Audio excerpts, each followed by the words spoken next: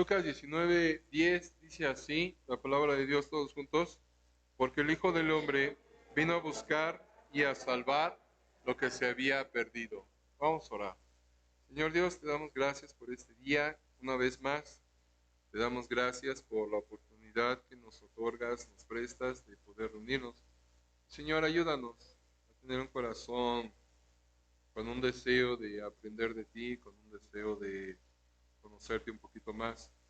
Y Señor, que esta lección sirva, Señor, para crecimiento, para madurez espiritual. Y también, Señor, que esta lección tú la uses para que aquella persona que todavía no te conoce como Salvador, que venga a los pies de Jesús, que su nombre sea escrito en el libro de la vida. Bendice, te ruego, de mi mente, de mi corazón, de mi boca. Quita toda palabra simple, inútil, sin sentido, y que seas tú, Señor, teniendo control de esta lección. Por favor, Señor, te lo ruego, te lo imploro. Haz tú la obra. En el nombre de Cristo. Amén. Puede tomar asiento, gracias. Seguimos adelante y bueno, estamos en Lucas 3. La ocasión anterior nos quedamos en el ministerio de Juan el Bautista. Y en Lucas 3 estábamos leyendo los versículos 4 en adelante, en donde dice de esta manera, como está escrito en el libro de las palabras del profeta Isaías, que dice, voz del que clama en el desierto, preparad el camino del Señor, enderezad sus sendas. Todo valle se rellenará y se bajará todo monte y collado. Los caminos torcidos serán enderezados y los caminos ásperos allanados. Y verá toda carne la salvación de Dios. Y decía a las multitudes que salían para ser bautizadas por él, oh generación de víboras, ¿quién nos enseñó a huir de la ira venidera? Entonces hablábamos y recalcábamos la necesidad del arrepentimiento cuando se comparte el Evangelio, que de hecho siempre ha sido el mensaje desde los profetas, los apóstoles, los discípulos, pasando por Juan el Bautista, por supuesto, y el mismo Señor Jesucristo, la necesidad del arrepentimiento y la invitación de depositar la fe en el Señor Jesucristo, en la justicia del Señor Jesucristo. Este mensaje no es, pues realmente no es muy popular, no es muy agradable.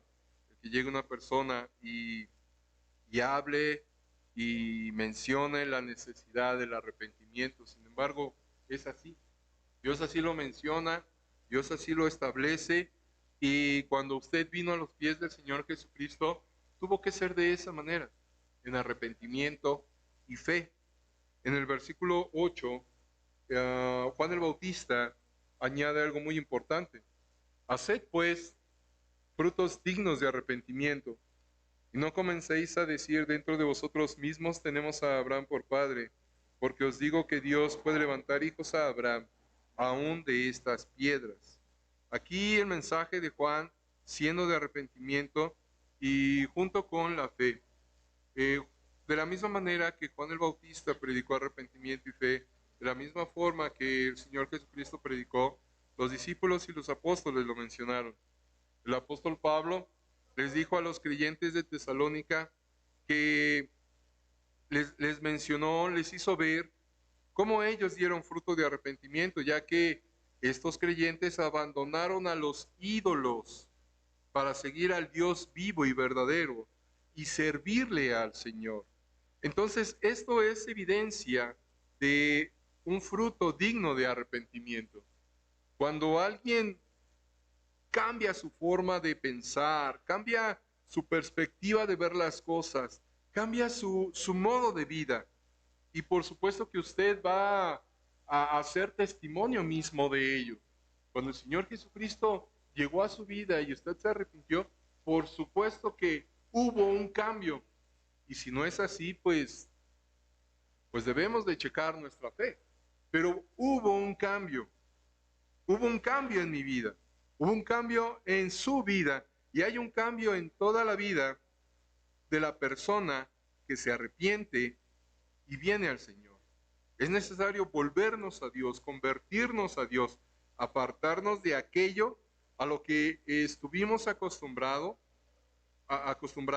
apartarnos de aquello, de aquellas ideas con las cuales crecimos. No sé su caso, pero pudiera ser similar.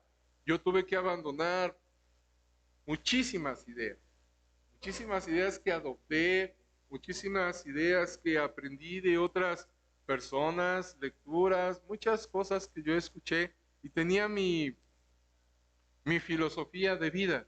Mas cuando el Señor vino a mi vida, cuando el Señor vino a mi corazón, pues tuve que cambiar.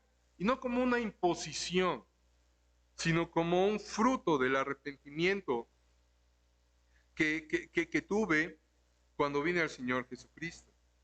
Eso sucede cuando usted acepta y cuando una persona acepta y reconoce a Cristo como Salvador, se aparta de la forma de pensar, se aparta de los valores de este mundo.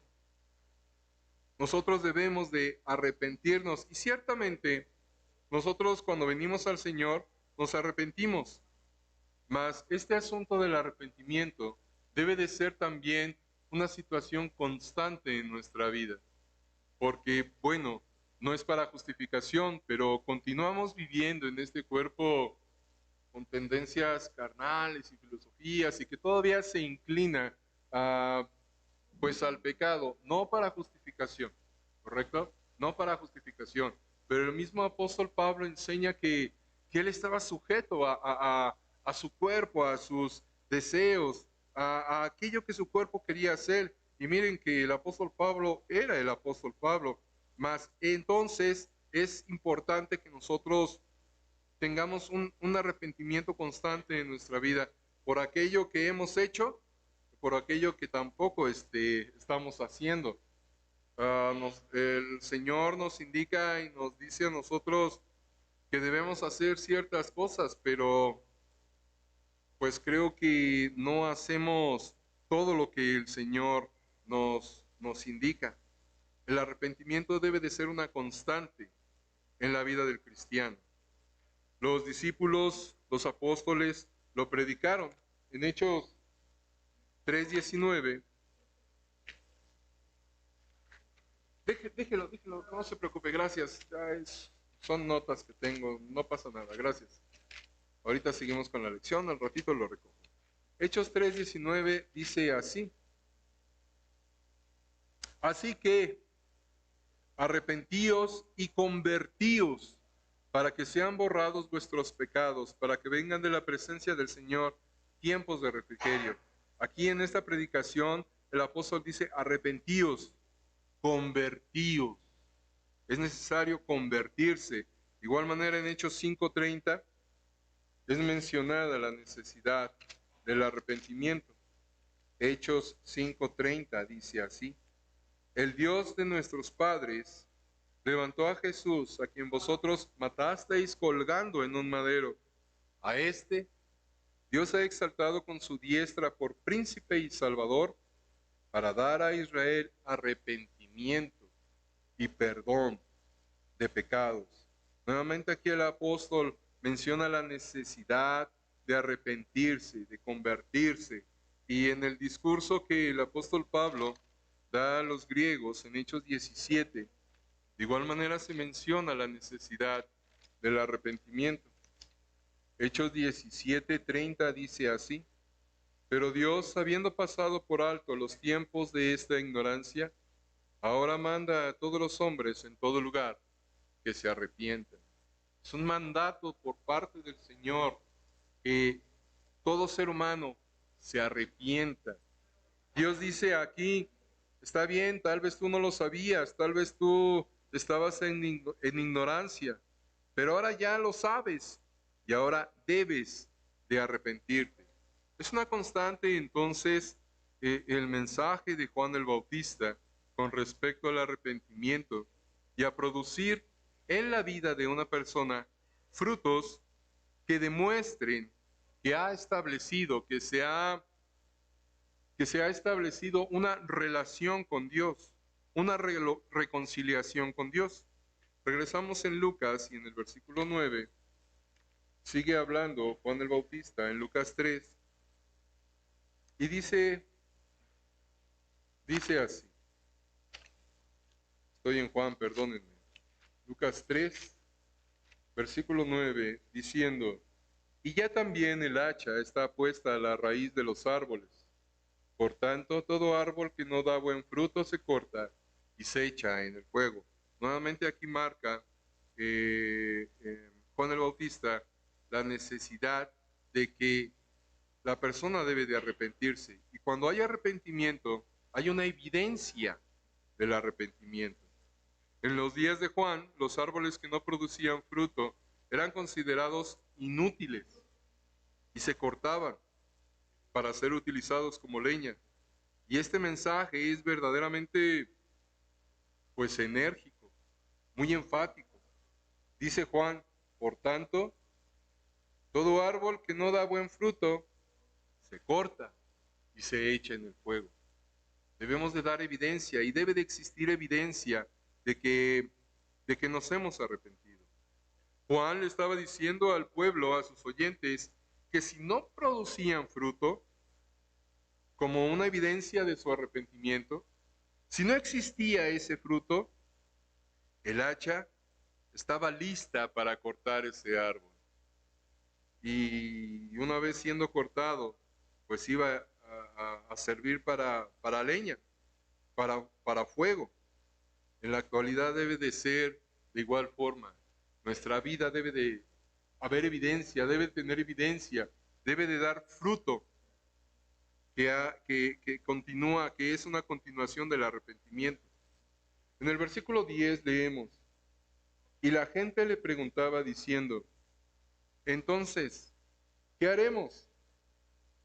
Y respondiendo les dijo, el que tiene 2 túnicas, dé al que no tiene, y el que tiene que comer, haga lo mismo. Juan les está diciendo ahí a sus oyentes, pues un lenguaje comprensible, sencillo, que esta gente estaba viviendo para sí misma. Estaba viviendo en egoísmo, sin un deseo, sin un anhelo de compartir lo que uno tiene con los necesitados. Hay veces que nosotros cuando vemos la necesidad de otras personas o vemos la necesidad allá afuera, uh, pensamos que no podemos ayudar. No, pues ¿cómo le voy a dar? ¿De dónde? Si yo mismo tengo necesidad. Y ciertamente, hermanos, creo que pues todos tenemos necesidad, pero creo que también tenemos la oportunidad de poder ayudar al necesitado. Que que no nos resistamos a eso, que no nos resistamos a poder extender la mano y ayudar a las personas. Pues es triste la imagen cuando ahorita pienso yo en un tianguis allá en la colonia donde vive mi mamá. De vez en cuando todavía hay de estas personas que vienen del sur, inmigrantes.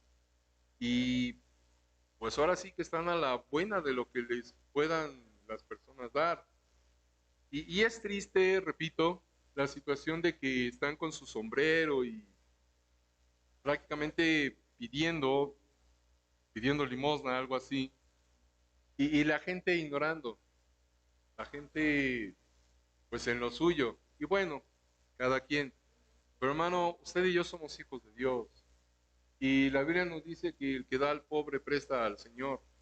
Y el Señor no es deudor de nadie, hasta por su beneficio, hasta por mi beneficio. Una moneda, 5, 10, un chocolate, una fruta. Y buscar la oportunidad, a veces así lo hago. Ya hasta tengo un amigo ahí, inmigrante, de ayudar, de dar una palabra. Y es de bendición, hermanos, es de bendición el poder compartir. Versículo 12. Vinieron también unos publicanos para ser bautizados y le dijeron, maestro, ¿qué haremos? Él les dijo, no exijáis más de lo que os está ordenado. Recordemos que los publicanos pues eran personas no deseables para el pueblo judío. El pueblo judío consideraba a los publicanos inclusive como traidores, aquellos que se prestaron al imperio romano para explotar y exprimir al pueblo. Pero finalmente encontraron ese oficio, finalmente encontraron esa ocupación. Juan el Bautista no les dijo, dejen de ser publicanos. No les dijo así. Juan el Bautista les está diciendo, no exijáis más de lo que os está ordenado. Juan el Bautista les está diciendo, sean honestos, sean justos, sean parejos. Lo que tiene que pagar la gente de impuestos, que lo pague, no exijáis más. Juan el Bautista está ahí estableciendo principios que por supuesto pues también pueden ser y son aplicados a nuestra vida. Versículo siguiente, 14. También le preguntaron unos soldados diciendo, ¿y nosotros qué haremos? Y les dijo, no hagáis extorsión a nadie, ni calumniéis, y contentaos con vuestro salario. Quisiéramos nosotros que nuestra policía pudiera escuchar este versículo, ¿verdad? Pero pensemos en nosotros. Aquí Juan el Bautista les está diciendo, pues ustedes nada más cumplan con su deber, cumplan con su labor, no extorsionen, no pidan mordida. Si algún policía se convierte, qué bendición, que siga siendo policía, pero que sea un policía honesto, que sea un policía cabal. Y de igual manera todos y cada uno de nosotros en las actividades que nos desempeñamos, que seamos honestos, que seamos cabales, que esto que Juan el Bautista les está indicando a aquellas personas que vinieron a él en arrepentimiento y luego le dicen, ¿qué hacemos? ¿Qué hacemos para dar evidencia de nuestro arrepentimiento? Para dar fruto en nuestra vida. Y Juan el Bautista les comienza a dar principios. Ese es el mensaje que Juan el Bautista transmitió a aquellas personas, si nos damos cuenta, diferentes clases y condiciones. Juan el Bautista es práctico.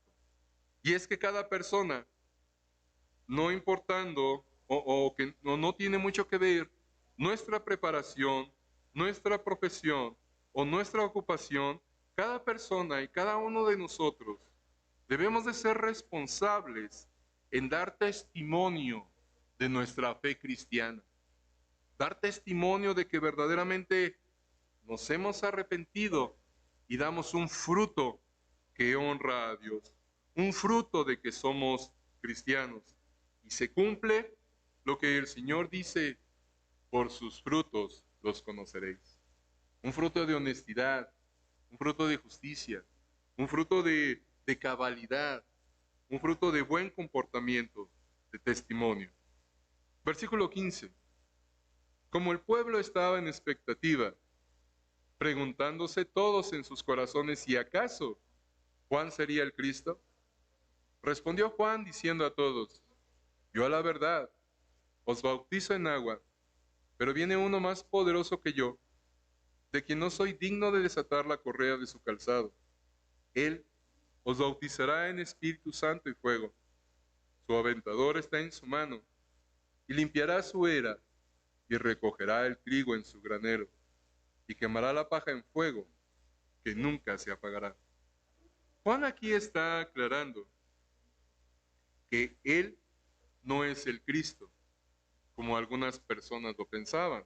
Algunas personas tenían esa idea, diciendo, si acaso Juan sería el Cristo. Juan dice, no, yo no soy el Cristo, yo estoy preparando el camino para el que ha de venir. Juan bautizó con agua para arrepentimiento, y cuando Juan menciona al respecto del Señor al final del 16, Él los bautizará en Espíritu Santo y fuego, pues bueno, aquí tenemos la referencia de lo que sucede en el día de Pentecostés. Además de que cada creyente, en el instante en que cree en el Señor, en el instante en que deposita su fe en el Señor, Dios le sella con el Espíritu Santo. Dios nos comparte su Espíritu Santo. El Señor viene a habitar a nosotros y es el Espíritu Santo quien mora en nuestro corazón. Y es cuando el Señor comienza a hacer la obra en nuestra vida. Es, yo creo, lo ideal, sería lo ideal, lo pleno, que cada creyente, cada uno de nosotros estuviera controlado por el Espíritu Santo. Que nuestra vida tuviera la plenitud y fuéramos llenos completamente del Espíritu Santo, teniendo el pensar de Dios, la visión de Dios, no deseando aquello que nuestra carne y nuestros anhelos y deseos no tienen que ser perversos, no tienen que ser malos, pero no deseando lo que nosotros deseamos, sino únicamente anhelar lo que Dios quiere. Sería lo ideal. Triste, lamentable, no es así. Es un proceso en la vida del creyente desde el instante en que uno deposita su fe en el Señor Jesucristo. Es entendido y es llamado este proceso un proceso de santificación, pero es necesario que nosotros seamos material maleable en las manos de Dios. Porque, hermanos, es triste cuando como creyentes únicamente nos quedamos pues ya siendo salvos y qué bendición, vamos al cielo, qué bendición por ello, pero pues ya ni fruto, ni crecimiento, ni madurez. Es una condición triste. Nuestro anhelo, nuestro deseo debe de ser crecer en la fe, madurar en la fe, que podamos tener el pensar de Cristo, el sentir de Cristo. Eso es cuando el Espíritu Santo comienza a tener la plenitud de nuestra vida y hacer a un lado nuestros planes, nuestros deseos, nuestros anhelos.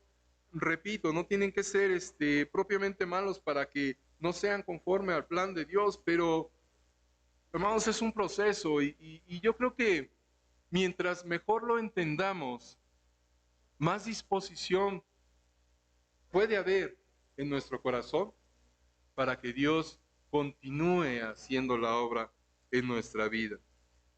A eso es a lo que también se refiere Juan el Bautista cuando habla de bautismo en el Espíritu Santo. Ser controlados por el Espíritu Santo. Y bueno, en la predicación de Juan el Bautista, preparando el camino del Señor, y luego viene la introducción, cuando Juan el Bautista presenta al Señor Jesucristo. Sin embargo, en este capítulo, en el versículo 19, leemos algo interesante. Estamos en Lucas 3, 18, dice, y con estas y otras muchas exhortaciones anunciaba las buenas nuevas al pueblo. Luego, versículo 19.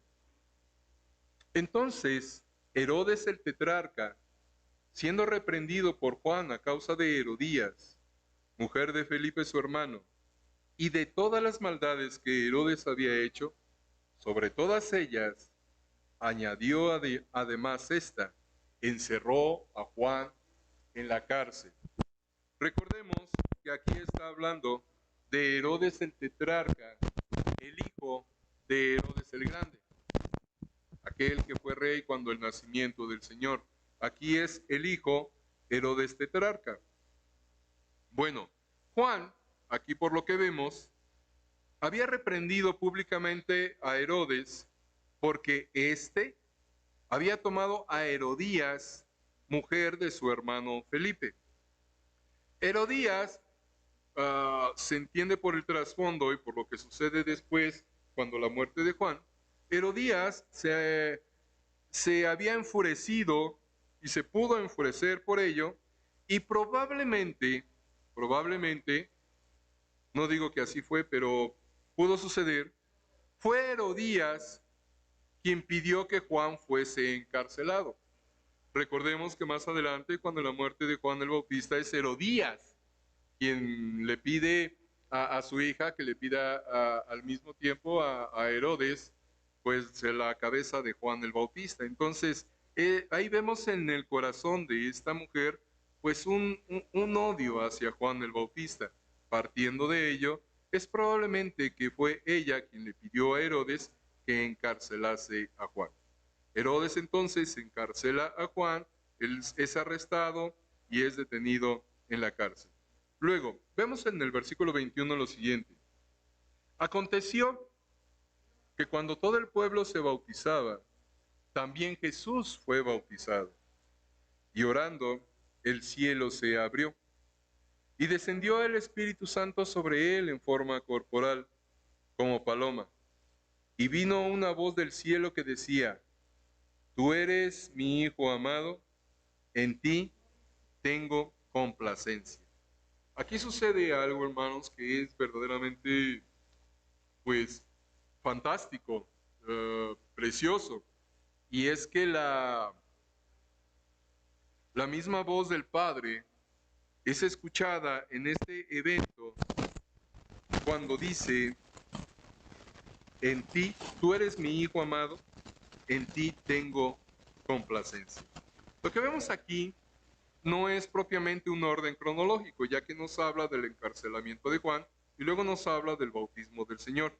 No es propiamente un orden cronológico, sino una narración de los eventos.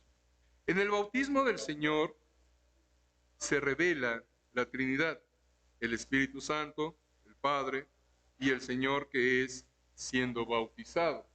Por supuesto que fue algo increíble para quienes estaban ahí el haber escuchado la voz del Señor. Lo que sigue después es algo que nos habla de la ascendencia del Señor Jesucristo. Dice en el versículo 23, Jesús mismo, al comenzar su ministerio, era como de 30 años, hijo, según se creía, de José, hijo de Elí. Bueno, aquí lo que estamos viendo es que nos habla de una ascendencia, de una genealogía, y menciona a José. Pero lo que nos está mencionando es la ascendencia y la genealogía de María, teniendo en cuenta a José como la cabeza de hogar, ya que vemos la genealogía de José en Mateo. En Mateo comienza a decir, y Abraham engendró, y engendró, y engendró, y engendró. La genealogía de Mateo, comenzando con Abraham, desciende hasta llegar al Señor Jesucristo a través de David y de Salomón. Y es mencionado en Mateo porque Mateo está hablando del título legal al trono por medio de la genealogía de José.